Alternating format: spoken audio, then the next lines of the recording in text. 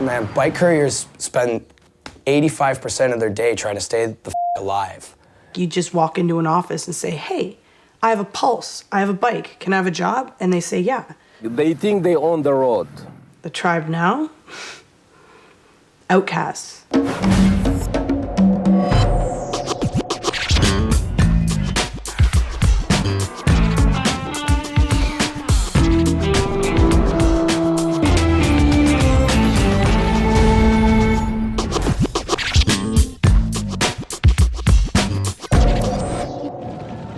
For thousands of generations, human beings have been defined by the tribes they were born into. Today, we're still totally tribal. But in the 21st century, we decide which nation to belong to. And today's tribes are a whole new species.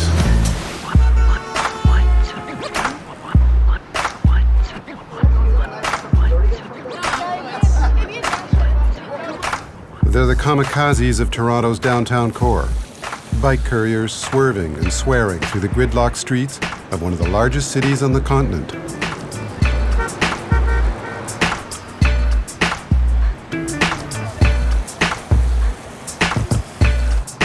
There's no stereotypical bike courier, race, color, sexual orientation, whatever, you're included. Working stiffs in business suits may view couriers as hell on wheels, but cycle messengers can get paperwork where it needs to be faster than any taxi or foot soldier. And neither fax machines nor email has made them obsolete. 10th floor, I'm on my way. Hey there. Picking up a package for Sonia. Cheers. Thank you. Have a good day.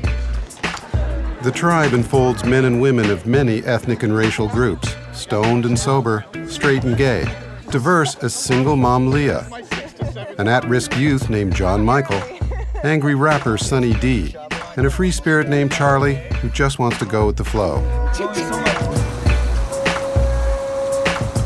To have a job that's this much fun, to be able to ride around outside, it's fun. To exist as a free entity, not tied down by a punch clock. Everybody loves the freedom, obviously, that's why they do it.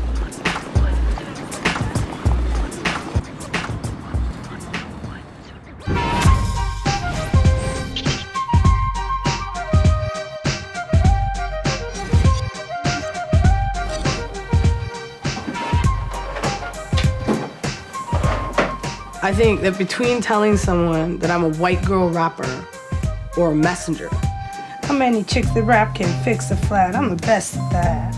It's better to say I'm a messenger, because then at least I'm making money from it. How many chicks that rap can fix a flat?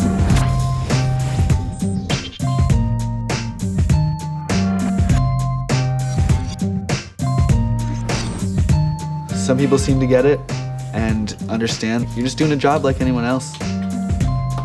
Why we chose to do this job, it's not even their business, really. But, I mean, we do it because we love it.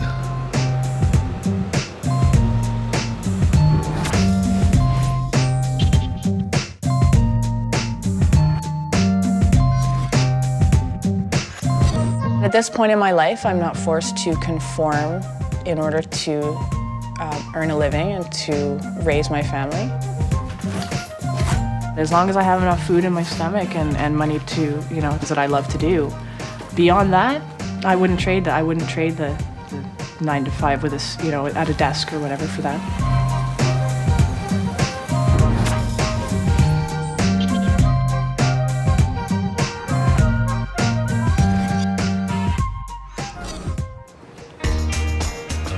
I was on social assistance. Like, it's not a pretty thing to be on, right? Me and my roommate split the rent $375 each, and after that we were left with like $185 for the rest of the month, and it's not really something that you could live on the rest of your life. Like many young people, rookie bike courier John Michael migrated from the suburbs, high on hope and fantasy, but the big city slapped him to the ground. When I came to Toronto, I was like, okay, well, I saw a bunch of people riding around on bikes. They had cool backpacks and whatever, and I was like, oh, that's pretty neat, right? Then one of the ladies downstairs, she said, hey, you know what, JM, there's an opportunity for a courier. Why don't you go check it out? Next day I was on a bike. His rescuer was Turnaround Couriers, a company that lived up to its name. Well, I heard about you from my class, John Michael, so you're a credit to the organisation and you do a super job, so Thanks. very, very grateful. So we're only hiring from shelters and youth agencies. John Michael joined us 2 months ago and has always been a very personable young man. He's picked the job up very quickly. He's got a head on his shoulders. Is it harder than you thought, or is it easier than you thought? It's harder than I thought. It's harder than I thought.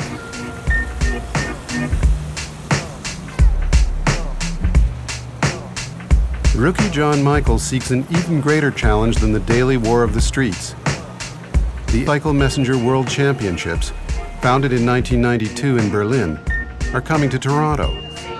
Organized by veteran courier Leah Hollinsworth. Myself and a few other people have been planning the Cycle Messenger World Championships for over 2 years now. Today we're doing our final island race test. Just to simulate the race that's going to happen for the Worlds. We're going to basically work through the checkpoint, the manifest system to make sure there are no bugs. So pay attention. Yeah, thanks for coming out. It's going to be absolutely amazing. Part of the reason I got involved in doing that is to build the community. I think that if in some way we can bring everybody together, have more unified voice to better the standards for everybody on the road, not just in Toronto. So what we're going to do is we're going to have everybody move to the start-finish line, and you're going to get your manifest, your checkpoint papers, your packages, and your markers. Leah will be responsible for 300 couriers from around the globe for a grueling race. The event is held on the car-free parkland of Toronto Island because it's knowledge among couriers that when bike hits car, bike loses. It is very dangerous. One has 3 or 4 close calls per day where you have to take evasive action. I've seen frames broken at the front, at the rear, in the center. I've seen handlebars snapped clean off. I've seen frames bent almost 90 degrees. I've seen wheels look like tacos. I've seen pedals snap off and cut the rider from ankle.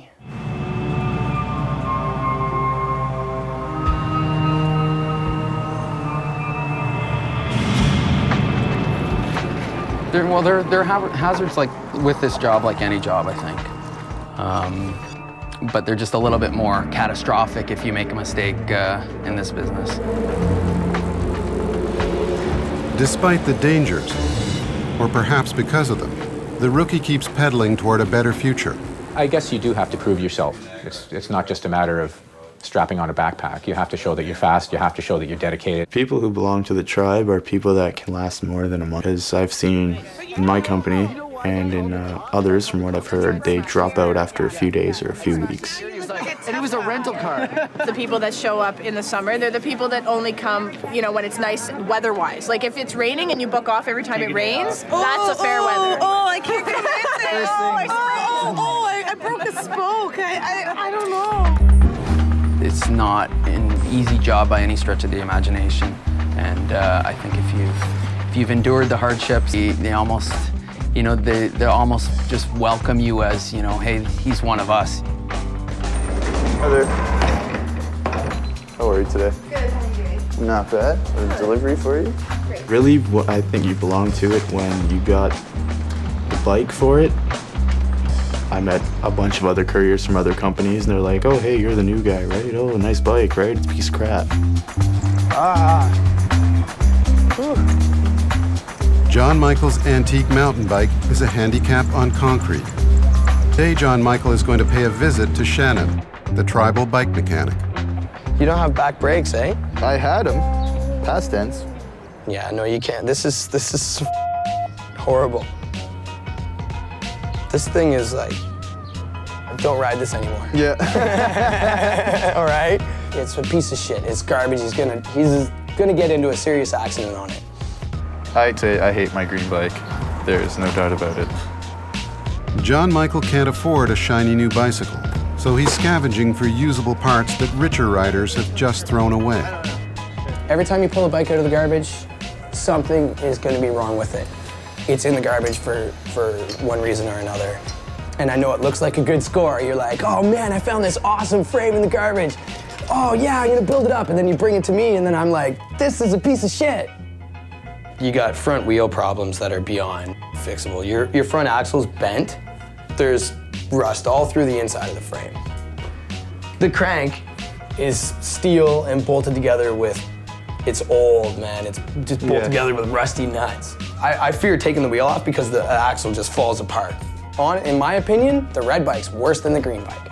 I built the whole bike thinking, okay, well, like, I did something productive, right? Like, it's better than my other bike. Like, my other bike is a piece of crap, and I actually spent money on that one. It's not really worth it for him to keep either of them on the road. It just blows me sideways. John Michael can upgrade his status in the tribe with a better bike. He also needs it to ride in the World Championships in Toronto. So let me grab your number. There's cycle messengers coming from all over the world. Their bikes will put my bike to shame, really. So it's pretty much all the word on the street. Making this a good bike, if you're comfortable with the frame, fixing it all up, getting you on the road, and keeping this one, you want to race on it and shit at the Worlds? Yeah. $200, man. 200? Yeah. Is it worth it? That's up to you. I want to get a bike that's actually decent that I could ride on and won't crap out on me at any second, really. With hundreds of couriers from around the globe coming to Toronto, John Michael's status in the tribe will depend on how well he performs in the rally. But there's one small problem. He's never been in a bike race in his life.